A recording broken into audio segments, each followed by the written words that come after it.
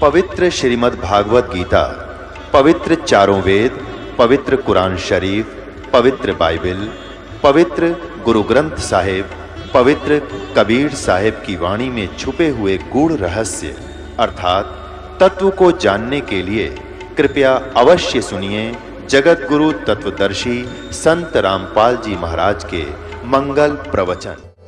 उसकी महिमा, उसका नित्यनेम आरती और वाणी पाठ भजन, इसका सदुपयोग है। और नहीं तो कहते इस चाम की कोई आवश्यकता नहीं तो ये ऐसा गंदी चाम है, मनमाने ना जाने किसी व्यक्ति को ऐसा गंदा शब्द बोल दे वो रो रो कर मर जा। ये ऐसा गंदा चाम है, ना जाने किसकी चुगली खाकर उसको फांसी तुड़वा दे। ये ऐसा गंदा चाम है, राम नाम बिना अगर इसकी भक्ति इससे नहीं करते तो किसी की गलत गवाही देकर उसको फांसी तुड़वा दे, ना जाने किस के रोज में लठ बजवा दे 1 मिनट में। तो इससे अगर सदुपयोग है तो परमात्मा कहते हैं जीव रहता है वो भली जो रटे हरि नाम, और नहीं तो काट फेंक दियो यो मुख में बुलानी चाम। काट फेंकना मीन ने कोई काट डाला नहीं, बुराई त्याग दे, किसी का मन शब्द अपशब्द नहीं कहे, किसी के बारे में झूठ नहीं बोला है, किसी को दुखदायी झूठ नहीं बोला है, किसी की गलत गवाही नहीं दे, चाहे कितना ही कुछ भी हो जा। ये निर्विचार कर लेना, नहीं तो ऐसी बयान माटी होगी इन गलत गवाही देने वालों की और गलत काम करने वालों की। आप देखते हो कुत्ते का जीवन, ऊपर तो दोनों पिछली टांग टूट जा और सिर में जख्म और पड़ा पड़ा रो रहा है। हमने दया आती है भगवान इसने के जुल्म कर दिया ऐसा, और जब ये करता था जब क्यों किया करके क्यों पछतावे, और बोया पेड़ बबूल का फिर आम कहां से खावे। अब जैसे आज मांस खाते हैं, अब इनको नहीं लगता कि इसका पाप भोगना होगा। परमात्मा कहते हैं, आदरणीय गरीबदास साहिब जब परमेश्वर की आंखों देखा, सारा विवरण देखा, कहते हैं कि तुमने उस दरगाह का मैल नहीं देखा और धर्मराज के तिल तिल का लेखा तुमने ना देखा। वो ठिकाना भी कोई याद कौन तुम्हारे, वहां तो एक तिल तिल का भी हिसाब होगा। जो तुम किसी का मांस खाते हो तुमने उसका बदला रो रो कर देना होगा। आप किसी की आत्मा कष्ट पहुंचाते हो अपने स्वार्थवश, उसका कुछ तो तुमने यही भोगना पड़ेगा और बाकी फिर नरक में बिरान माटी होगी। एक समय की बात है, एक भक्त और एक गुरु और शिष्य जा रहे थे। एक मछियारा मच्छी पकड़ रहा था, ऐसे जाल भरे और बाहर पिटक दे और वो तड़फ तड़फ गए और मर जा। दूसरिया की आस लगा कर जाल डाल कर बैठ जा। गुरु शिष्य वहां पर उस तालाब के किनारे कुएं पर पानी पी रहे थे। शिष्य ने पूछा, गुरुदेव ये पापी आत्मा को क्या कष्ट मिलेगा, इसको कितना भयंकर दंड मिलेगा, ये इतना पाप कर रहा है। गुरुदेव ने कहा, बेटा समय आने पर जवाब दूंगा। चले गए। 5-6 वर्ष 7-8 वर्ष के उपरांत एक 2-3 वर्ष का हाथी का बच्चा ऐसे उछल कूद मचा रहा था, मस्ती में दौड़ रहा था, कभी छलांग लगा रहा था, कभी पीछे को हट रहा था। वो ऐसे उछलते कूदते एक 2 वृक्षों की बीच में फंस गया। बीच में फंस गया तो उसको वो झटके वटके मार के निकल तो आया, पर खाल घनी छुल गई और उसमें जख्म पड़ गया। उसमें जख्म गहरा हो गया और कीड़े पड़ गए। वो पड़ा वहीं पर चिल्ला रहा है और उसमें बेअंत कीड़े वो खा रहे। उसी के आसपास रास्ते से वही दोनों गुरु शिष्य जा रहे थे। शिष्य ने पूछा, गुरुदेव इस प्राणी ने ऐसा क्या जुल्म कर दिया प्रभु, कितना बुरा हाल इसका हो रहा है, ये इतने कीड़े इसको खा रहे। तब शिष्य गुरुदेव ने बताया, बेटा ये वही मछियारा है जो वो मछलियों को पकड़ के बाहर डाल रहा था, उनके मांस को खा रहा था, खाया करता था। अब ये जितनी मछलियां इसने सारे जीवन में मारी खाई, वो आज अपना टिट फॉर टेट कर रही है। अब ये वही इनका बदला दे रहा है। अभी तो ये आंशिक है और भी बहुत ऐसे पाप इसको और भी भोगने पड़ेंगे। तो यहां परमात्मा कहते हैं, तुमने उस दरगाह का मैल नहीं देखा, धर्मराज के तिल तिल का लेखा। अब हम आप देखिए अपने पूर्वज हिंदू, पवित्र हिंदू समाज, मुसलमान समाज को इसलिए बुरा बताया करता था कि वो मांस खाते थे, बाकी तो सब एक जैसे ही थे, वो मांस खाते थे। और अब हिंदू देखो मांस कितना खा रहे हैं, मुसलमानों को भी पीछे छोड़ने को हो रहे हैं। और फिर ये भोगना पड़ेगा जब रोना आएगा।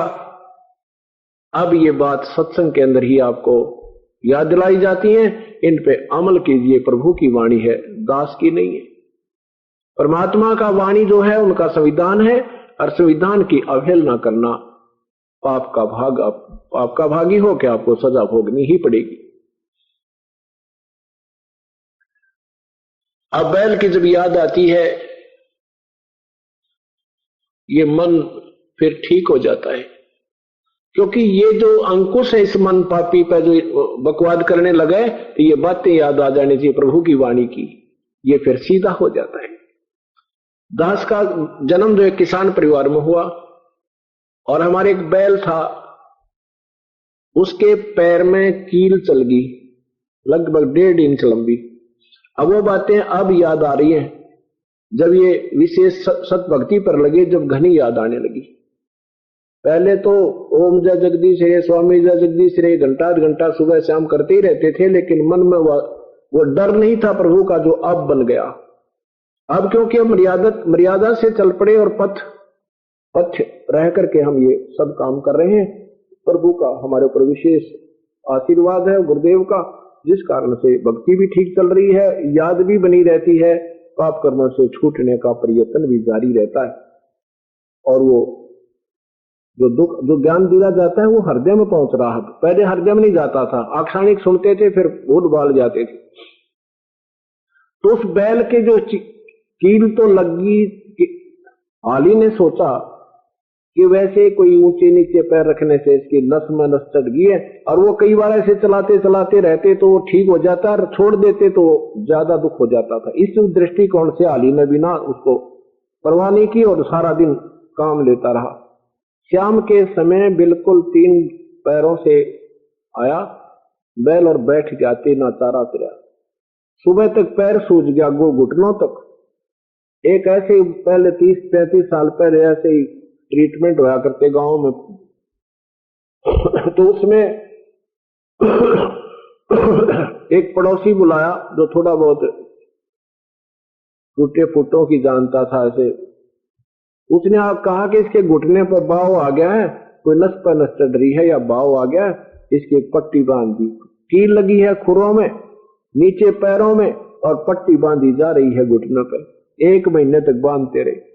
वो बैल नहीं उठा वहां से, खाना चारा भी छोड़ दिया, आंखों से पानी गिरे, बैठे बैठे को पानी पिलाए, वहीं थोड़ा सा चारा रख दे, थोड़ा बहुत खाए, फिर बहुत बुरी तरह स्थिति में रहे। 1 महीने के बाद लगभग उसका अपने आप ही वो पैर में पक के वो कील जहां लगी थी फूटा, उसमें से मवाद निकला। जब घर वालों को पता लग गया, अरे सचमुच इसका तो पैर में भी, खुर में भी कोई गड़बड़ है, वो खुर में दिखाया गड़बड़, तो पड़ोसी बुलाया, उसने एक चमटी से तो वो पकड़ के कील निकाल दी, इतनी लंबी कील।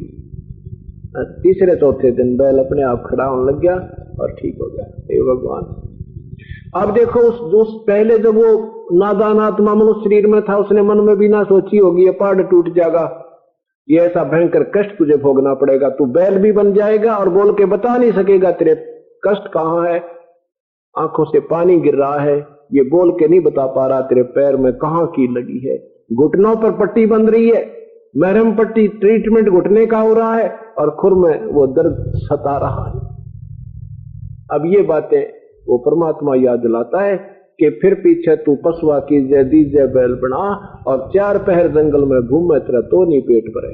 आप तो समय पर भोजन खा रहे हैं, समय पर आहार जो चाहे वो हम पर उपलब्ध कर लेते हैं, और फिर सुबह से लेकर शाम तक प्यास लगी रहे से भूख लगी रहे, एक बार चारा मिलेगा।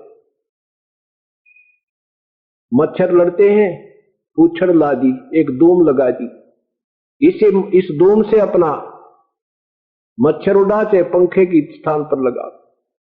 अब जैसे हमें मच्छर काटते हैं, पंखा चला ले, गर्मी लगे पंखा चलाए।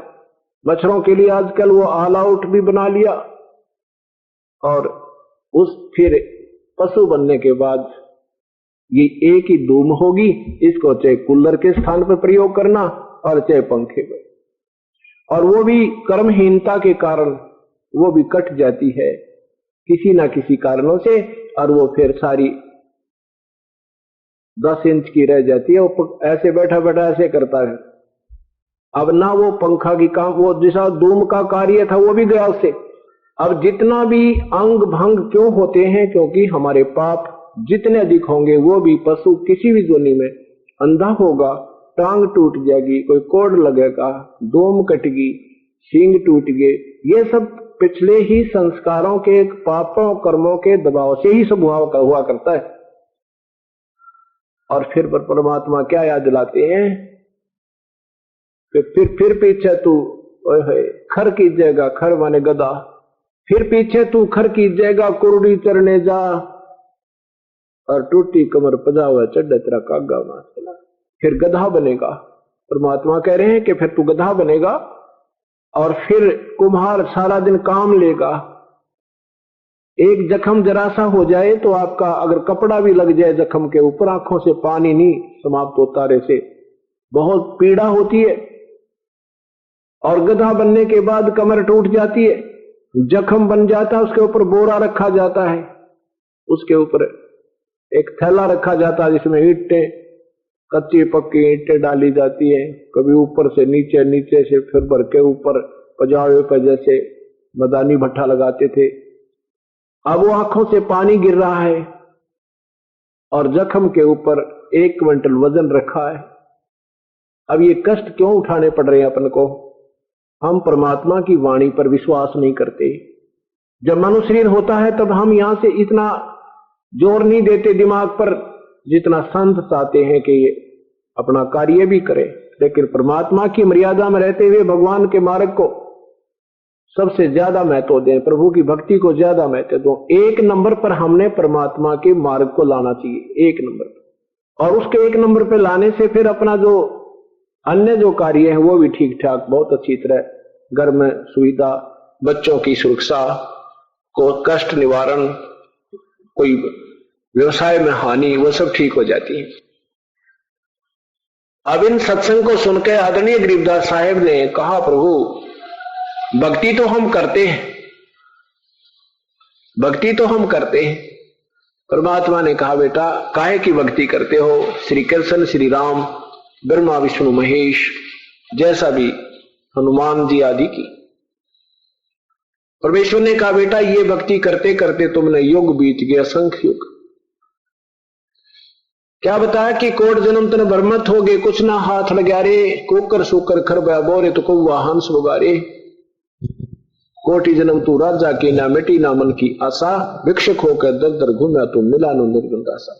तो सब कथा सुनाई कि ये जो साधना तुम करते जन्म और मृत्यु के मिटने की नहीं है, ब्रह्म पर ब्रह्म और ब्रह्मा विष्णु महेश व अन्य साधनाओं से जीव का जन्म और मृत्यु और कर्म का दंड कभी समाप्त नहीं हो सकता। जैसा किया ज्यों का तो भोगना ही पड़ता है। फिर परमात्मा ने बताया कि वो पूर्ण ब्रह्म सत्पुरुष, उसकी भक्ति करने से जीव का जन्म मृत्यु सदा के लिए समाप्त हो जाता है, और कर्म का दंड भी जो भोग्य होता है वो भी नहीं भोगना पड़ता। संत शरण में आने से आई टले बला, जय मस्तक में सोड़ी हो वा काटे में टल। पूरा सत्संग सुनकर आदरणीय गरीबदास साहेब में एक विशेष प्रेरणा हुई कि प्रभु वो सतलोक हमने तो कभी सुना नहीं, ना कोई ब्रह्मा विष्णु महेश से अलग कोई भगवान सुना। हे परमात्मा कैसे विश्वास हो आपके दास पे, दास को? परमेश्वर ने कहा, ठीक है पुत्र, आज तुझे मैं अपना वो लोक दिखाता हूं जहां से तुम आए थे बेटा। परमात्मा ने सारी कथा सुनाई कि तुम पहले मेरे वहां रहा करते थे सतलोक में, तुमने जरा सी नादानी की थी जिसके कारण इस काल ज्योत निरंजन के वश होकर तुम यहां फंस गए, और इसने तुम्हारे यहाँ मुर्गे बना दिए, कोई गधा बनाया, कोई गधी बनाई, कोई सूर बनाया, कोई कुत्ता बना रखा। किसी का बेटा मरा, किसी की बेटी मिली, किसी की टांग कट गई, किसी को अंधा हो गया, और कोई ठीक ठाक है जिसका भागी है, फिर दूसरे जन्म में उसकी बहुत बड़ी दुर्गति। परमेश्वर की सारी कथा सुनकर आदरणीय गरीबदास साहब ने परम पूज्य परमेश्वर कबीर साहब से कहा, है भगवान एक मेहर करो अपने दास पे, मुझे दिखा दो आपका लोक, हम कहां थे वो तो मालिक आए थे अपनी छाप छोड़ने के लिए, अपना एक गवाह तैयार करने के लिए, इस कलयुग के लिए। उसी समय उस परमात्मा की प्यारी आत्मा परमेश्वर ने आदरणीय गरीबदास साहिब की आत्मा को उनके शरीर से निकाल लिया और शरीर वहीं छोड़ दिया। उस सूक्ष्म शरीर युक्त आत्मा को सतलोक लेकर गई। ब्रह्मा विष्णु महेश के सब स्थान दिखाए, वो लोक दिखाए, धर्मराज का लोक दिखाया, स्वर्ग लोक दिखाया, काल का लोक दिखाया, वो नरक दिखाया जहां पर प्राणी अपना कर्म दंड भोग रहे हैं, जहां उन लाल खंभों से बांधे जा रहे हैं, जहां पर उन नरकों के अंदर उनको ठोका जा रहा है और बाकियों की तैयारी हो रही है, जहां वो काल बैठकर 1 लाख प्राणियों का नित आहार कर रहा है, वो खा रहा है। फिर सतलोक लेकर गए परमात्मा अपनी प्यारी आत्मा को। उधर पीछे से क्या हुआ, काफी समय ऐसे ही वो आदरणीय गरीबदास साहेब जी का शरीर जैसे आसन पदम लगा के आम सिद्धासन पर आदमी बैठा रहता है, पलाथी मार के आलती पालथी लाके ऐसे बैठा है। उधर से ग्वालों ने, दूसरे पालियों ने सोचा भी वो बाबा जी भी चले गए और देखो वो लड़की का लड़का अभी वहीं बैठा है, उसको बुला लाओ, अपनी गायों को घेरेगा, उसका नंबर आ गया। अब वहां एक भक्त जाके कहने लगा, गरीबदास परमेश्वर को की प्यारी आत्मा को गरीबू कहा करते थे गांव में, गरीबू। पहले तो 12 वर्ष के बाद लड़का हुआ तो गांवों में कहा करते हैं भाई बढ़िया नाम ना रखियो, कदे मर ना जावे, इसलिए गरीब नाम धर दिया, गरीबू कहने लगे। तो गरीबू आवाज लगाई, गरीबू खड़ा हो भाई, आजा तेरा नंबर आ गया, गाय घेर के ला। गरीबू खड़ा हो, अब नहीं उठा तो पकड़ के कहने लगे भगत जी खड़ा हो, अब तू साधु बन गया क्या, साधु के पास बैठ के ऐसे छेड़ा था और वो शरीर लुढ़क गया पीछे ने, उसमें प्राणी नहीं था, आत्मा नहीं थी। अब वो लड़के का शव ऐसे शव गिर गया तो उसको देखा है तो मर गया। सब पाली दौड़े आए, उन्होंने कहा भी सचमुच ये तो मर गया, हमने कहा था, लगता तो तभी था कि इसने वो जादू जंत्र का दूध पी लिया, मरना तो था ही वही। 2 पालियों से कहा कि जाओ भागे जाओ गांव में पता दो कि ऐसे ऐसे कहानी बन गई। उन्होंने गांव में जाकर उनके माता पिता को बताया। माता पिता ने सुनते ही पुत्र की मृत्यु, दोनों बेहोश हो गए। इकलौता पुत्र, 12 वर्ष तक कोई संतान नहीं, फिर उसके बाद कोई संतान नहीं। इकलौता पुत्र की मृत्यु सुनकर माता पिता दोनों बेहोश हो गए। गांव वाले व्यक्ति दौड़े वहां पहुंचे जहां घटनास्थल थी। सचमुच बच्चे को मृत पाया। वहां से उसका वो उठाकर उस बच्चे के शव को गांव की तरफ चल पड़े। माता पिता फिर होश में आए तो रो बुरा हाल कर लिया। उधर से परमात्मा अपनी प्यारी आत्मा को सतलोक ले गए। वहां जाकर क्या देखा कि एक और रूप में परमेश्वर तेजों में रूप में विराजमान है, एक तख्त का ऊपर। नीचे से जिंदा रूप में गए हुए परमात्मा कबीर परमेश्वर रास्ते में अपनी सारी कथा सुनाते हुए जा रहे हैं कि बेटा मैं पहले काशी में भी गया था, 120 वर्ष रह कर आया था, उसमें मैंने ऐसे ऐसे लीलाएं की थी। सिकंदर लोधी का जलन का रोग ठीक किया था, रामानंद का शीश सिकंदर लोधी ने काट दिया था, उसको जीवित किया था, कमाली मरे हुए जीवित किए थे। सारी कथा सुनाई, अपने आत्म उस एक जीवन की सब लीलाएं सुनाई। मैं पूर्ण ब्रह्म हूं, मैं ही सत्पुरुष हूं, सारी सृष्टि का रचनहार हूं। अब रास्ते में जब जिंदा रूप में जा रहे थे विश्वास हो रहा था, लेकिन आगे जाकर देखा कि परमात्मा तो वो बैठा तख्त के ऊपर, कितना सुंदर शरीर, तेजों में शरीर है, जिसके एक रोम को से कोड़ सूर्य कोड़ चंद्रमा मिला दे इतनी रोशनी निकल रही है। ये है भगवान, ये नीचे तो बाबा जी कोई इसका यहाँ का सेवक होगा। ऐसा गरीबदास जी महाराज की आत्मा विचार विमर्श कर रही है मन में, अपनी आत्मा में। वहां जाकर क्या किया कि नीचे से जो जिंदा रूप में गए थे प्रभु चवर करने लगे अपने ही दूसरे स्वरूप जो तेजों में स्वरूप में वहां विराजमान थे। कुछ देर के बाद क्या होता है कि गरीबदास जी सोच ही रहे हैं कि ये है पूर्ण परमात्मा, ये कोई नौकर है।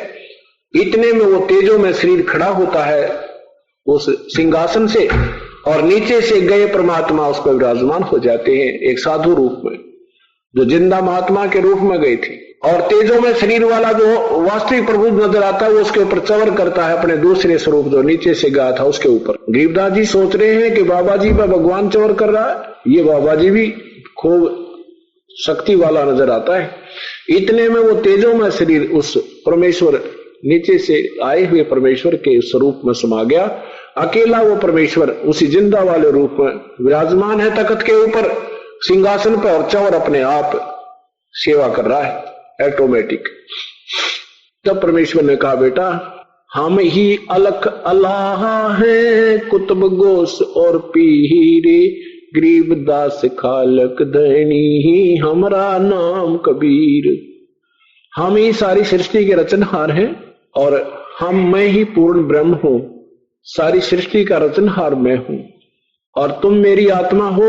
वहां अपने ही कर्म कमजोर संस्कार से तुम गलती से वहां फंस गए हो बेटा, और तुम्हें यहां आकर चैन मिलेगी। देखो ये तुम्हारे पहले के यहां से नहीं गए, वो कितने आनंद से रह रहे हैं, इनकी कभी मृत्यु नहीं होती। मनुष्य जैसा शरीर है और 16 सूर्य जितना तेज इस वहां के शरीर का है, 16 सूर्य जितना नूर है। तब गरीबदास साहब कहते हैं, भगवान मुझे यहीं रख लो, मत भेजो उस गंदे लोक में। परमात्मा ने कहा, नहीं बेटा ऐसे नहीं रख सकते, स्वयं भी भक्ति करो और भक्ति का ऋण उस काल का ऋण तुम्हारे ऊपर है। इस भक्ति की साधना से सत भक्ति करके ये नाम तुझे दूंगा, रह रह कर पुत्र तुझे संभालता रहूंगा, गुप्त रूप से आया करूंगा तेरे पास, और ये भक्ति कर, स्वयं भी कर, और जो भी तेरे संपर्क में उनको सतमार्ग बता, और फिर तुझे भक्ति करवा के यहां ले आऊंगा।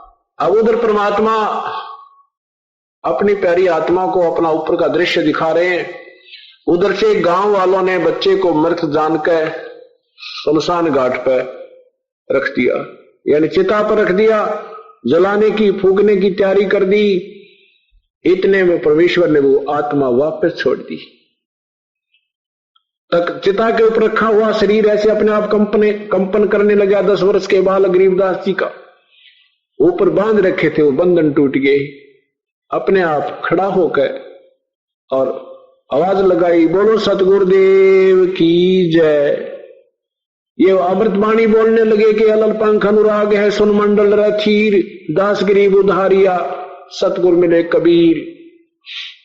अब गांव वालों ने सोचा भी चलो लड़की का लड़का जीवित तो हो गया, पर ये तो पागल हो गया। ये वाणी बोल रहा था अमर वाणी, हम ही अलख अल्लाह हैं, कुतुब गोस और पीर। ये अमर वाणी परमात्मा की महिमा की सुना रहे थे कि 16 शंख पर हमरा तकिया, गगन मंडल के जिंदा, हुक्म हिसाब भी हम चल आए, काटन काल का फंदा। अनंत कोट ब्रह्मांडे का एक रति निभारे, सतगुरु पुरुष कबीर हैं ये कुल के सिरजनहारे। अब ये वाणी बोलने लगे तो गांव वाले का समझ में आवा नहीं, कहने लगे भाई छोरा तो पागल हो गया, ये लड़का तो पागल हो गया, और परमात्मा का नाम बावड़िया धर दिया। बावड़िया उस परमेश्वर की प्यारी आत्मा गरीबदास साहब का, यानी उर्फ नाम गरीबू तो था, ये गरीबू के साथ साथ बावड़िया कर दिया कि बावलिया, यो गरीबू बावड़िया आ गया। बावड़ा बावड़ा कहते हैं ना, बावड़िया कहने लगे।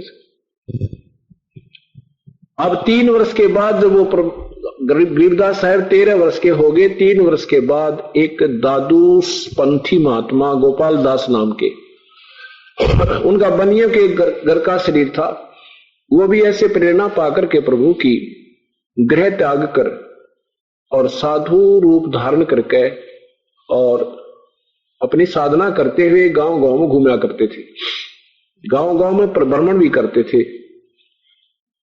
अब वो गोपाल दादू साहब को भी परमात्मा ऐसे ही मिले थे, कबीर परमेश्वर। जब दादू साहब 7 वर्ष के थे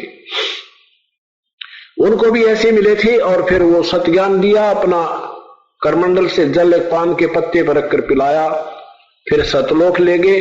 3 दिन और 3 रात तक बेहोश पड़े रहे, उनका शरीर नहीं छूटा, लेकिन ऐसे शरीर बेहोश पड़े रहे, श्वास आते रहे, आत्मा नहीं रही। तीसरे दिन वो आत्मा फिर छोड़ दी थी दादू साहब के शरीर में। उसके बाद दादू साहब ने कबीर परमात्मा की कलम तोड़ महिमा गाई। जिन मुझको निज नाम दिया सोए सतगुरु हमारे, दादू दूसरा कोई नहीं ये कबीर सिरजनहारे। कोई सरगुण में रीझ रहा वही कोई निर्गुण ठहरावे, दादू गत कबीर की हमसे कही ना जावे। केरी नाम कबीर का विषम काल गजराज, दादू भजन प्रताप से ये सुनकर भाग गाज। और नदी सब कूप हैं ये कहते श्री तानी रे, दादू उगम अपारे है दरिया सत्य कबीर। और भी भगवान हैं जो उनके अवतार संत जन आते हैं, वो भी शक्ति रखते हैं, लेकिन कबीर परमेश्वर के तुल्य नहीं। जैसे भगवान श्री विष्णु के अवतार, भगवान श्री विष्णु के उपासक संत, उनमें भी शक्तियां होती हैं, वो काम चलाओ। जैसे और संत सब कूप, एक कुएं जितना काम करेंगे, और कुछ एक ऐसे भी संत हैं जो ब्रह्म उपासक हैं, वो श्रीता नीर, सीजनल जो रिवर, सीजनल जो कैनाल होती हैं, यानी समय पर चलना फिर बंद हो जा, वर्षा ना होता है, कहते ऐसे भी हैं। लेकिन दादू दरिया अगम है ये दरिया सत कबीर, और कबीर परमात्मा को तो दरिया समझो जिसका पानी कभी भी समाप्त ना हो, कभी भी समाप्त ना हो, चाहे 2 साल वर्षा ना हो, फिर भी उस दरिया का पानी बेशक कम बेशक हो जा पर समाप्त नहीं होता। ऐसे ही कहते हैं और संत सब कूपे हैं ये कहते श्री तानी रे, दादू अगम अपारे है वो दरिया सत्य कबीर। यानी पूर्ण ब्रह्म की शक्ति का कोई वार पार नहीं है, बाकी सीमित शक्ति युक्त भगवान है, ब्रह्म और ब्रह्मा विष्णु महेश आदि। अब वो दादू पंथी महात्मा गोपाल दास प्रभु को मानने वाला था और दादू साहब की वाणी से भी परिचित था, लेकिन उस गोपाल दास को भी ये मालूम नहीं था कि कबीर परमात्मा ही आकर के दादू जी को मिला था। वो बूढ़ा बाबा कहा करते थे, बूढ़ा बाबा मिला था। अब दादू साहब ने, क्योंकि जब 7 साल की उम्र में आया, जब वो होश में आए 3 दिन के बाद, तो कहने लगे मुझे बूढ़ा बाबा मिला था, बूढ़ा बाबा मिला था, बूढ़ा बाबा मिला। उसके बाद फिर उन्होंने नहीं मिले, तो दादू जी ने उस सांभर नदी में डूबने के लिए, और ऐसे भैया तो प्रभु दर्शन दे दो, रहा नहीं जाता, अपनी आत्महत्या करने के लिए टक्कर मारी थी, हाथों पर ले लिया था परमेश्वर कबीर साहब ना के। और फिर दादू साहब ने कहा था ये कबीर परमेश्वर है, जिन मुझको निज नाम दिया सोए सतगुर हमारे, दादू दूसरा कोई नहीं वो कबीर सिरजनहार। तो ये सारी कहानी न्यू बिगड़ी पड़ी है कि जो पहले की वाणी है दादू साहब की, वो तो बूढ़ा बाबा कह के गुण गाए थे, और जब आंख फिर दोबारा परमात्मा प्रकट हुए, उनको पूर्ण ज्ञान समझाया, तब कहा ये तो कबीर परमात्मा थे जो काशी में आए थे। अब क्या हुआ कि गांव में ये चर्चा हुई कि एक बहुत अच्छे महात्मा आए हैं। गरीबदास साहब जी के नाना जी के पास 2-4 व्यक्ति गए कि चौधरी साहब आपका देवता ठीक हो जाएगा, एक बहुत बड़े महात्मा है, उसको दिखा लो। संतों की विद्या संत ही जानते हैं, क्योंकि उनको शंका होगी थी कि वो बाबा जी का जंतर मंत्र का दूध पी लिया ना, इस करके बावला हो गया, पागल हो गया। तो उस लड़के को लेकर 2-4 बड़े बुजुर्ग से व्यक्ति उस संत के पास पहुंचे, गोपाल दास जी के पास। उनसे प्रार्थना की कि महात्मा जी ऐसे ऐसे हमारा ये इस गांव के बहुत बड़े जमींदार का पुत्र है और इसका देवता है, लड़की का लड़का, इसका संतान भी नहीं थी, और फिर लड़की मतलब पुत्र नहीं थे, लड़की को यहाँ अपने घर रखा है, उसके एक पुत्र दिया भगवान ने, ये मर गया था, वो तो शुक्र है जीवित हो गया, मालिक की मेहर हुई, लेकिन ये पागल हो गया। ना जाने उस संत ने इसको कौन से जंतर मंत्र का दूध पिला दिया, ये यादाश्त भूल गया, ना जाने क्या क्या बोल रहा है। 3 वर्ष हो गए, सारा ट्रीटमेंट करा लिया, इलाज करा लिया। गोपाल दास जी ने कहा बैठ जा बेटा। आदमी गरीबदास साहब को अपने पास बैठा लिया, कहा बोल कौन था वो जिसने तुझे दूध पिला दिया, कौन था वो? तब परमेश्वर ने क्या कहा, हम सुल्तानी नानक तारे दादू को उपदेश दिया, जात जुलाहा वेद न पाया वो काशी माए कबीर हुआ।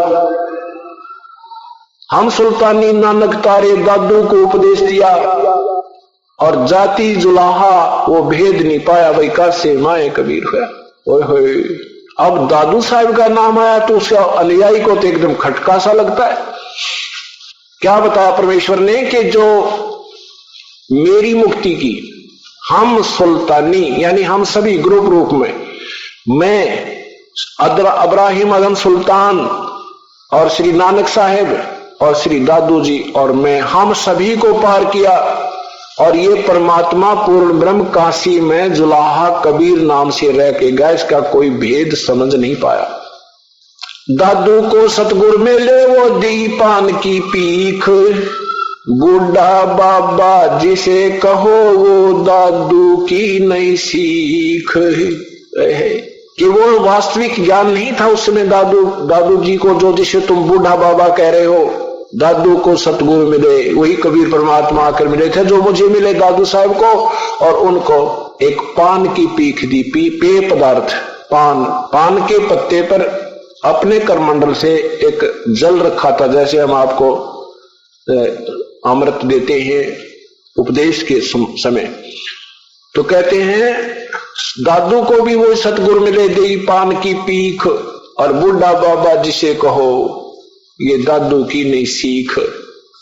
दादू की वास्तविक ज्ञान नहीं है, वो तो पहले अनजानपने उन्होंने बूढ़ा बाबा कहा था, जब वो सही मिले जो बताया था हम सुल्तान कि जिन मुझको निज नाम दिया सोए सतगुरु हमार, दादू दूसरा कोई नहीं ये कबीर सज्जनहार। अब वो 65 साल की उम्र का गोपाल दास महापुरुष बाबा जी संत जी, वो कहने लगा गांव वालों ये बावला नहीं भाई, बावले तो तुम हो, ये तो अमृतवाणी बोल रहा है। तब कबीर परमात्मा के यानी वो आदरणीय गरीबदास साहिब जी के सामने 13 वर्ष के बच्चे के सामने, और वो 63 वर्ष का बूढ़ा महात्मा बुजुर्ग हाथ जोड़कर कहता है, हे महापुरुष, हे भगवान, ये अमृतवाणी लिखवा दो, ये तो बहुत काम की चीज है। क्योंकि जिसने ज्ञान हो जाता है वो वही इसकी परख करता है, अपनी अनमोल वाणी की, जौहरी जो है ना लाल की परख करता है। गरीबदास साहब उठकर चल पड़े, वो 65-63 साल की उम्र का बुजुर्ग हाथ जोड़कर कहता, महात्मा जी ये अमरवाणी लिखा दो, ये अमरवाणी लिखा दो, कलयुग में उद्धार करेगी तो जीवों का। अब गांव वालों ने सोचा लड़का तो पागल था, ये बुजुर्ग ये बाबा जी और पागल हो गया, इसके पीछे पीछे वाली हाथ जोड़ के यो गया काम तय। तो तीसरे दिन गरीबदास साहब ने कहा, देखो गोपाल दास, अगर पूरी लिखो तो मैं लिखवाऊं, बीच में छोड़ के मत जाना। गोपाल दास ने कहा कि नहीं छोड़ के जाऊंगा प्रभु, चाहे कितना समय लगा दो। तो कहते हैं गरीबदास साहब जी का एक बेरी का बाग था, बेरी का, और उसमें एक जांडी का पेड़ था। उस जाटी के पेड़ के नीचे बैठ के गोपाल दास लिखा करते थे, परमात्मा बोला करते थे। गरीबदास साहब ने कहा कि ये मैं जो तुझे वाणी लिखा रहा हूं ना, अब जिस स्थिति में अब बोलता आया हूं, ये जो ऊपर की मैं वाणी लिखा रहा हूं, ये 80 अरब कोस समाधि मार्ग से बातें कह रहा हूं। ये बातें यहां की नहीं है, ये सहज समाधि होती है। सहज समाधि में यहां भी देख रहा होता है और बोल भी रहा है, और दृष्टि वहां से कैच करके रिसीव करके वो ज्ञान को आगे उच्चारण कर रही होती है। कहते हैं ये जो मैं वाणी लिखा रहा हूं ये यहां की नहीं है। 80 अरब कोस, एक कोस लगभग 3 किलोमीटर का होता है, और 80 अरब कोस कहते इतनी दूरी से वो वहां की उस अतिथि के जो वहां के जो हंस हैं, वहां कैसी रहनी सहनी है, वहां तक पहुंचे हुओं का क्या उपलब्धि होती है, वो बोल रहा हूं, यहाँ की नहीं है। ऐसे 6 महीने के अंदर वो लेखन कार्य समाप्त हुआ। आज वही अमरवाणी सदग्रंथ रूप में आपके सामने अखंड पाठ चल रहा है, और दास भी उसी के आधार पर आपको सतज्ञान दे रहा है। क्योंकि ये विश्वास इसलिए दृढ़ हुआ कि उस परम पिता ने की जो वाणी थी वो लिपिबद्ध की गई थी एट ए टाइम, और फिर उसमें से 90% कबीर वाणी से मेल खाती है। और फिर उन प्यारी आत्माओं को जिनको कबीर परमेश्वर जाकर मिले हैं, उनके बाद उन्होंने जो अपनी अमर वाणी बोली है वो ज्यों की तो इन महापुरुषों से मेल खाती है। इन सब मेल के मिलने के उपरांत दास को दृढ़ विश्वास हुआ कि सचमुच ये कबीर परमेश्वर है, और ये उनके गवाह है उस परमेश्वर के, आदरणीय गरीबदास साहेब और ये अन्य महापुरुष, आदरणीय दादू साहब, आदरणीय श्री नानक साहब जी, आदरणीय मुलुकदास साहब जी, आदरणीय धर्मदास साहब जी। अब ये 4-5 तो ऐसे पक्के एफिडेविट है उनके, और साथ में फिर अब ये चारों वेद गवाह, 9 के 9 गुण गावा कबीर परमात्मा की। कबीर परमेश्वर ने कहा था, वेद हमारा भेद है, हम वेदों में ना, और जिस वेद से मैं मिलूं वो वेद जानते ना। जिस वेद से मैं मिलूं, वेद मेरा ही भेद दे रहे, पर मैं इन वेदों से नहीं मिल सकता। इनमें मेरी महिमा जरूर है, पर मुझे पाने की विधि वेद 4 वेदों में नहीं है। और जिस वेद से मैं मिलूं वो वेद जानते ना। जिस ज्ञान से, जिस विधि से मेरी प्राप्ति हो वो वेद नहीं जानते। वो तो चारों वेद भी यही कहते हैं, वो तत्वदर्शी संत कोई और है। पवित्र गीता जी यही कहती है कि वो तत्वदर्शी संत कोई और आएगा और वही हमारे को सत्य ज्ञान देगा, तब हमारा उद्धार होगा। अब ये जो 3 दिवसीय समागम मनाया जा रहा है, ये उसी उपलक्ष्य में कि वो परमात्मा पूर्ण ब्रह्म मनोसदृश है, साकार है, और जब चाहे एक पल में इस पृथ्वी पर, पलक की कुछ ही सेकंड में सतलोक में, गरीबदास जी कहते हैं एक पलक में साहिब मेरा फिरता 14 भवना, वो एक पलक में इन 14 भवन की खबर लेकर और अपने यथा स्थान पर बैठ जाता है। इतना समर्थ, इतना गतिशील परमेश्वर है। अब गरीबदास साहिब अपनी अमर वाणी में क्या बताते हैं? हम देखा सो साच है वही और सकल परपंचे, हमने देखा वो सत्य, बाकी सब प्रपंच है। अपनी अपनी दंत कथा कह रहे हैं जो परमेश्वर से पूर्ण परिचित संत या ऋषि नहीं है। गरीबदास साहब ने बताया कि कबीर परमात्मा मुझे धर्मराज के दरबार में लेकर गई। धर्मराज जहां पर हमारा सबका एक लेखा जोखा होता है, जहां पर हमें पाप और पुण्य के आधार पर हमारा जो प्रारब्ध बनता है, जो यहाँ का चीफ जस्टिस है, उसको धर्मराय या धर्मराज कहते हैं। वो धर्मराज ब्रह्मा विष्णु महेश के सामने भी अपने चेयर नहीं छोड़ता है, अपनी कुर्सी से उठता नहीं है, क्योंकि ब्रह्मा विष्णु महेश का भी अकाउंट उसके आधार पर वही तैयार करता है। कर्म जैसा भी जिसका खाता है उसके अनुसार वही तैयार करता है। और जो ही कबीर परमेश्वर गरीबदास साहिब के साथ वहां आत्मा को लेकर के पहुंचे, अपनी समर्थता का प्रतीक देने के लिए कि इस बालक का पक्का जज्बा पूर्ण दृढ़ निश्चय हो जाए और नगर नगर में गांव गांव में ये मेरे निर्भय होकर के और निसंशय होकर के गुणगान करे, इसलिए वो अपनी समर्थता का एक और प्रमाण देना चाहा प्रभु ने।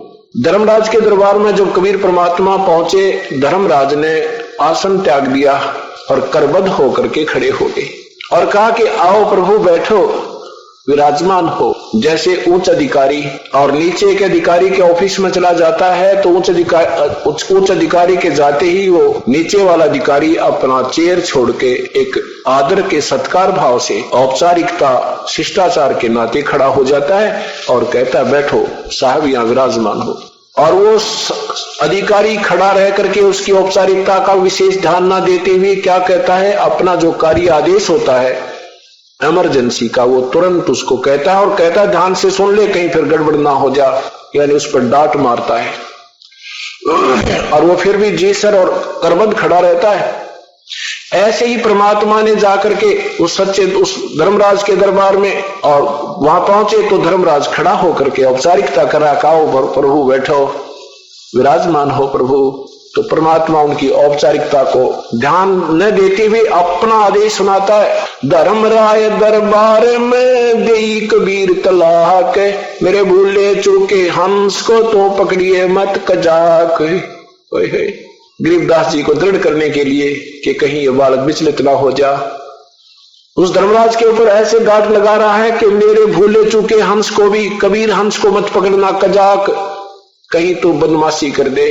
धर्मराज ने कहा प्रभु आपके हंस को नहीं पकड़ूंगा, लेकिन मेरी एक समस्या है परमात्मा, जब से आपकी शरण में नहीं आते उससे पूर्व के जो इनके पाप और पुण्य का अकाउंट होता है वो तो प्रभु मेरे पास मेरे कागजों में जो का तो विद्यमान रहता है, और बाद का जो आपके पास चले गए वो हमारे कागजों से उसको ओमिट हो जाते हैं, वहां से निकल जाता है। उस पिछले का तो मैंने खाना पूर्ति प्रभु करनी पड़ेगी, उसके आधार पर मैंने इनको सजा भी देनी पड़ेगी। तब परमेश्वर ने कहा कि करम ब्रह्म ब्रह्मांड के ये पल में कर दो ने से, जिन हमरी दो ही दी सो करो हमारे पेशे। हे परमेश्वर तेरे कर्म ब्रह्म इस ब्रह्मांड के, इसमें तुमने बना रखे ये नाला को तुमने कर दिया काम को बड़ा सारा, इनको सत्य ज्ञान देते नहीं, बचपन से ये सारे उल्टे सुलटे काम करवा डालते हो और फिर कहते हो तुम्हारा ही कर्म तुम्हें ही मिल रहा है, जैसा करोगे हम तो वैसा ही दे देते हैं। कि तुम्हारे ये पिछले जो पाप कर्म है उनको मैं नष्ट कर दूंगा, उनको समाप्त कर दूंगा, उन पापों का विनाश कर दूंगा। और जिन्होंने मुझे याद किया है, कोई भूल चूक कर अनजानपने में गफलत के कारण, मान ली 1-2 वर्ष पिछली आयु में ना भी भक्ति करे, सत्संग भी छोड़ गया, इतना दयालु है परमात्मा। कहते उसको फिर पकड़ भी ले जाओगे ना, और वो फिर वहां याद आएगा इसको। ये जो ज्ञान अब सुन रहे ये खाली नहीं रहेगा, आपके अंदर फीड हो रहा है, आपके अंतःकरण में जमा हो गया है। जैसे स्वप्न में कभी कोई बात याद आती है, कभी कोई याद आ जाती है, ऐसे ही ये जब यहां से तुम जाओगे और वहां जाते ही मान ले गफलत में यम के दूत पकड़ भी लेंगे, तो ये ज्ञान याद आओगा आपको याद आएगा। कोई मुझे तो कहा करते थे हम तो कबीर साहब के सेवक हैं, हम तो काल के दूत हमें नहीं पकड़ सकते, तो उस समय याद आएगा तुझे। और वहां जाकर भी अगर तूने ये कह दिया ना, अरे मैं तो वो कबीर साहब का शिष्य हूं, मेरे गुरु जी वो नाम था, वो ऐसे कहते, उनका भी हिसाब मत करिए, उन्हें मेरे पास भेज दिए, मैं आप देखूंगा उनको। एक सेवक बता रहा था कि जी मैं ऐसे स्वप्न में और मेरा शरीर छूट गया, और मैं बाहर निकला तो मुझे अपना वो शरीर भी दिखा और मैं भी दिखू जा रहा। इतने में 2-3 वो आगे मोटे मोटे डिग डोल से, ने बोला 4 भाई हमारे साथ आ जा। दो जने आगे और मुझे पकड़ ले गए। तो मैं कहने लगा भाई कहाँ ले जा रहे हो तुम? वो कहने लगे भाई धर्मराज के पास ले जाएंगे, तेरा टाइम पूरा हो लिया। तो उसको कहने लगे जी मेरे वो बात याद आएगी, अगर भाई हमें तो यम के दूत नहीं ले जा सकते, हम तो कबीर परमात्मा के शिष्य है। तो बोला जी मैंने उन गेला मुक्का हो गया उड़े कि तुम हम तो ले जा ही नहीं सकते। तो दोनों वो वीर मैं भी बोला लवान हो गए। एक बोला भाई तू ऑर्डर हो किसने? मैं पहले पता कर हूं ये झगड़ा है, वही कहते सचमुच कोई और ले आए हम। वो एक तो मेरे पास खड़ा रहा, एक अंदर गया, अंदर जाकर बोला जी ऐसे ऐसे कहानी है, और वो न्योका मैं तुम मुझे पकड़ नहीं सकते। कहते धर्मराज ने बेराना के क्या उसने बोला भाई छोड़ा इसने क्यों मरवाओ मुझे भी, ये अपना नहीं है।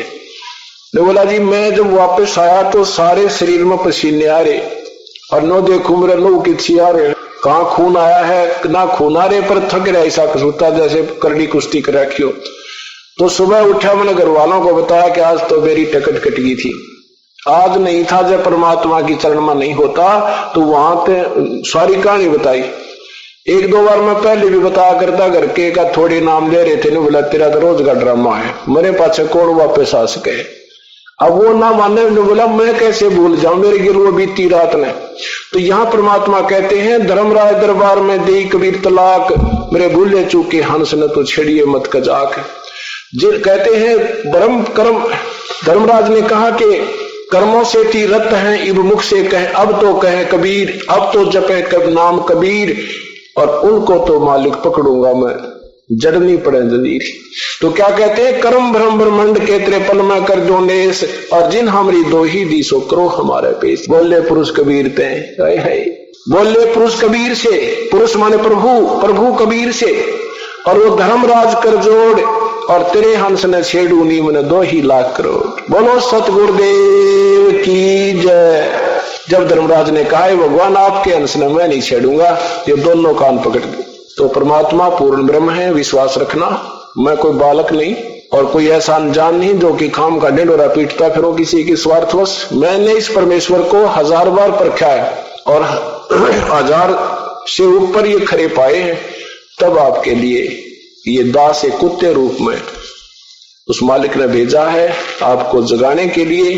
आप विश्वास रखना, 2-4 वर्ष में दिखा दूंगा इस सारे क्षेत्र में। आज तो लोगों के भ्रमित किए हुए अनजान लोग, क्योंकि उनको कोई राहत आज तक मिली नहीं प्रभु की, इसलिए ये कह सकते हैं कि ऐसा नहीं हो सकता, झूठ बोलते हैं।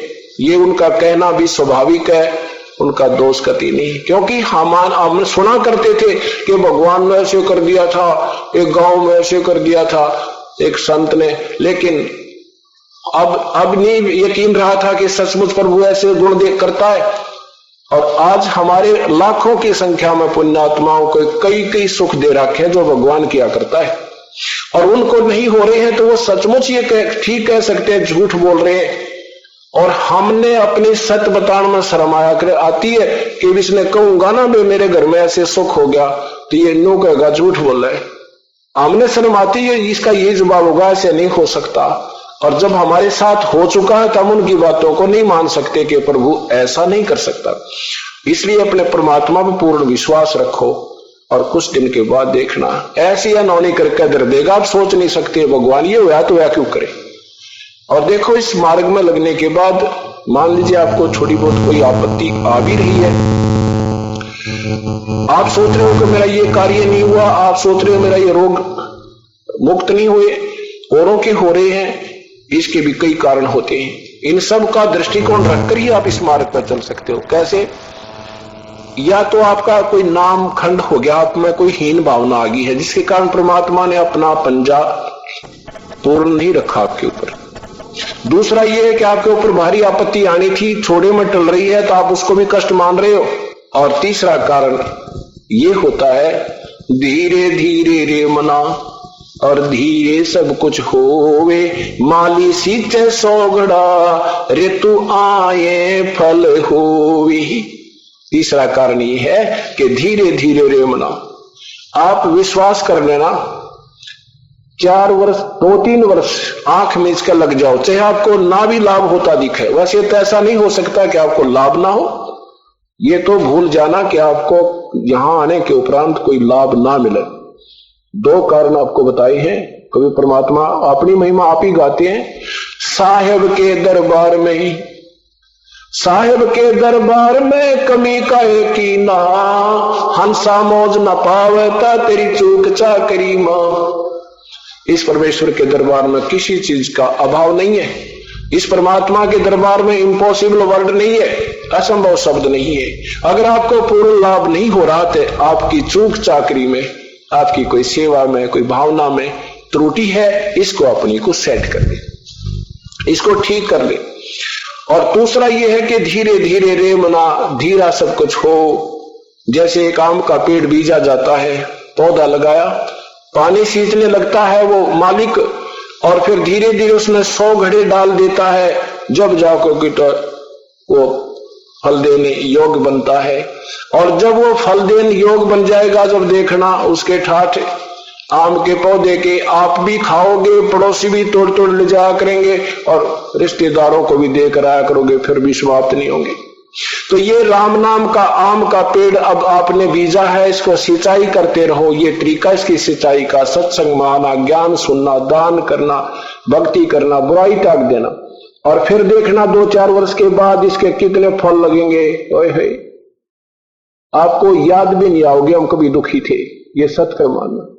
आप ये, अब तो बहन भाई जो नए आते हैं उनका स्वाभाविक है अपना दुख परमात्मा के सामने विवरण करना, वर्णन करना, और फिर आपके मुख में जबान नहीं रहेगी, लोग जी नाल हो गए, दया कर दी, अब के गुण गाओ, यानी ऐसे ऐसे सुख देगा परमात्मा। तो इसलिए कुछ तो समय दे मालिक को देना और धीरज रखना। इन विचारों के आधार पर आप विचलित मत होना। और फिर देखना, या दुनिया उमड़ का आकर कि तुम्हारे सुख देख देख के अब आते हैं बहन बेटियां जो कति तंग वाली बहन भाई जो भी हैं, इन माता धोक धोक के सारे जाड़े जुड़े लवा के गुड़गान में वाली बन बोरी सारी धोक के, और फिर वही के वही कष्ट है। अब उनको कहते हैं कि ये नियम निभाने होंगे, तो इन्हों कहे भगवान हम तो छके पड़े हैं, इन तक हम तक कति तंग आ लिया, ईब में पटक जाएंगे, देखा भी कोई ना। और फिर देखना ये वो परमात्मा प्रसन्न भी जब होता है जब हम कति एक तरफ हो जाए। हम दोगले चले कुछ दिन, नाम तो ले लेते हैं, भाई उसने कहा चल मैं दीक्षा ले लेता हूं, और फिर भी डरते दोगले चलते हैं। वहां भी आधी लगाया कि फर्क पड़ा कि दिन रुष्ट ना हो जाए। नहीं, यहां दोगला नहीं चलना होगा आपने। वो एक दिन एकदम ही सब कट ऑफ करना है। दास ने 25 वर्ष हनुमान की साधना की थी, मंगलवार का व्रत रखा करता था। जिस दिन ये सत्ज्ञान मिला उसी दिन त्याग दिया, उद्यापन भी नहीं किया उसका, और दूना लाभ हुआ। ये सत्कर्म मानना, पूरा विश्वास करना, ये पूर्ण परमात्मा है। लेकिन ये मर्यादा से प्रसन्न होते हैं। भक्ति बेशक कम हो जाए पर मर्यादा मत तोड़ना, इसकी गाइडलाइन से बाहर मत चला जाना। जैसे रामचंद्र जी ने लक्ष्मण से कहा था कि लक्ष्मण या तो तू आइए मत मेरे साथ, जब जंगल में वो चित्रकूटी में रहा करते थे वनवास में, और आवे तो ये एक रेखा खींच के आना, ये मंत्र बोल के, और सीता से कह देना कि इसे बाहर मत आना। तो फिर लक्ष्मण को भी जाना पड़ा सीता के कटु वचन सुन के, तो जाने लगा जब लक्ष्मण ने भी जाना पड़ा, तो सीता से कह के कहा था कि माता इस रेखा से बाहर मत आना। अब रावण एक साधु रूप बनाकर भिक्षा लेने गया, तो सीता जी ने कहा था कि साधु इस रेखा से अंदर आके ले जाओ, मैं बाहर नहीं आ सकती। अब रावण आगे को चला, उसमें से लपट निकली, वो एकदम वापस हो गया। उसने कहा कि देना है तो भिक्षा बाहर आकर दे जा, क्यों साधु के साथ बदतमीजी करते हो? पहले साधुओं से डरा बहुत करते, आदर बहुत करते थे। अब सीता ने सोचा क्या फर्क पड़ा है, एक बार 2 सेकंड लगेंगी और देकर बाहर अपना बैठ जाऊंगी आके, क्या पता लगे है लक्ष्मण और राम को। यही बात मारे हमने। अब क्या कहते हैं, वो जरा सा उन्होंने अपनी सोच सोची थी, उस महापुरुष की मर्यादा का भंग कर दिया, वो बाहर आ गई, बाहर आते रावण उठा ले गया। यहां गरीबदास जी महाराज कहते हैं, मन तू पावेगा अपना किया रे, भोगेगा अपना किया रे। राजा राम की कार उलंगी, सीता लंक मजारे। उस वचन का भंग करने से, अपनी चलाने से और बाहर निकल जाने से मर्यादा से सीता के साथ क्या दुर्गति हुई, 12 वर्ष रावण की कैद काटनी पड़ी। तो इसलिए इस परमात्मा ने जो नियम बना रखे, इससे बाहर मत जाना, उसमें काल खा जाएगा, जैसे रावण सीता को उठा लिया। तो ये परमात्मा कहते हैं, जब तक हंसा हमरी आना और काल लगे ना तुमरा बाना। जब तक मेरी आन कान में ये हंस रहेगा, तेरा तीर नहीं लग सकता। हम नादानी कर देते हैं, हम लोक लाज में आ जाते हैं, छोटी मोटी बातों को अवॉइड कर देते हैं, क्या फर्क पड़ता है, हमने जरा सी लगता है, लेकिन परमात्मा का सारा काम बिगड़ जाता है। गरीबदास महाराज कहते हैं कि अनंत कोट ब्रह्मांड जहां हमने रचे सकल ब्रह्मांड, और गरीबदास में के करो यू काल करे जीव खंडे है। अपने कबीर परमात्मा की समर्थता बताते हुए गरीबदास जी कहते हैं कि हमने सारे ब्रह्मांडों की रचना करी है, सबका पालन हम कर रहे हैं, और ये नादान आत्मा हमारे पर विश्वास ना करके हम क्या करें, ये काल के दूत, कोई झाड़ा लाने वाला, कोई झाड़ झाड़ने वाला है, और इनको जुब्बा बुका ले जाए, वहां चले जाते हैं और हमारी फिर मर्यादा से बाहर हो जाते हैं। ऐसे खंड हो जाने से ये काल अटैक कर जाता है, नहीं तो नाम लेने के बाद आपके कांटा भी नहीं लग सकता। तो इसलिए पूर्ण विश्वास रखना, आप और आपके बच्चे सदा सुखी रहेंगे। बोलो सतगुरुदेव। और विनती करूं धरूं चरण पर शीश, गुरु राम देवानंद जी महाराज ने दिया नाम बख्शीश। कोटि कोटि सिजदा करूं, कोटि कोटि प्रणाम, चरण कमल में राखियो मैं बांधी जाम गुलाम। कुत्ता तेरे दरबार का मोतिया मेरा नाम, गले प्रेम की रस्सी जाके जाऊं। तो करो तो बावड़ू, दूर दूर करो तो जाऊं। जो राखो तो ही रहूं, जो देवो सो खाऊं। अवगुण किए तो बहुत किए हैं, करत न मानी हार। बावे बंदा बख्श दियो, बावे गर्दन उतार। अवगुण मेरे बाप जी बख्शो गरीब नवाज, जो मैं पूत कपूत हूँ और पिता कुलास। मैं अपराधी जन्म का नक्शक भरे विकार, तुम दाता दुखी गंजना मेरी करो संभार। सुरत करो मम साईं, हम है भव जल माई। आपे ही बजाओगे जो तुम न पकड़ोगे बाँ।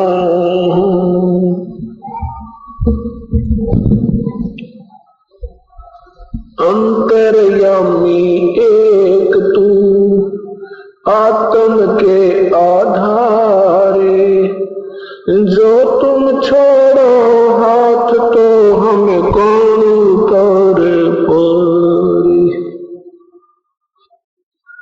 बोलो सतगुरुदेव की। सभी भक्तात्मा प्रेम पूर्वक बैठकर सत्संग सुने।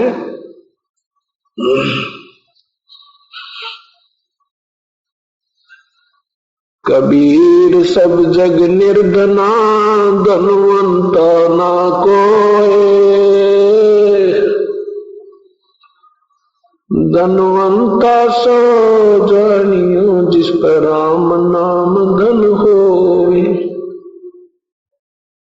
तू कर बंदगी जो चाहे दीदारे, अवसर मानुष जन्म का भाई मिलन बारंबार। मानुष जन्म पाके नहीं रटे हरि नामे, जैसे कुआं जल बिना बनवाया क्या काम।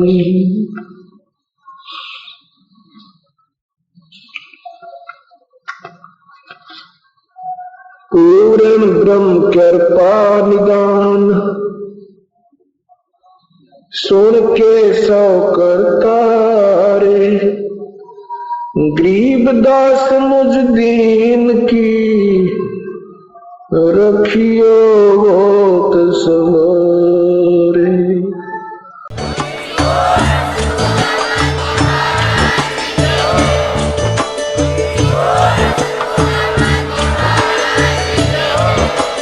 आप सुन रहे थे जगत गुरु तत्वदर्शी संत रामपाल जी महाराज जी के मंगल प्रवचन। अधिक जानकारी के लिए विजिट कीजिए हमारी वेबसाइट www.jagatgururampalji.org। संत रामपाल जी महाराज जी के शुभ आशीर्वाद से पूरे विश्व भर में 500 से भी ज्यादा नाम दीक्षा केंद्र हैं, जिन पर संत रामपाल जी महाराज जी द्वारा ऑनलाइन निशुल्क नाम दीक्षा दी जा रही है। अपने नजदीकी नाम दीक्षा केंद्र का पता करने के लिए संपर्क करें 8222880541।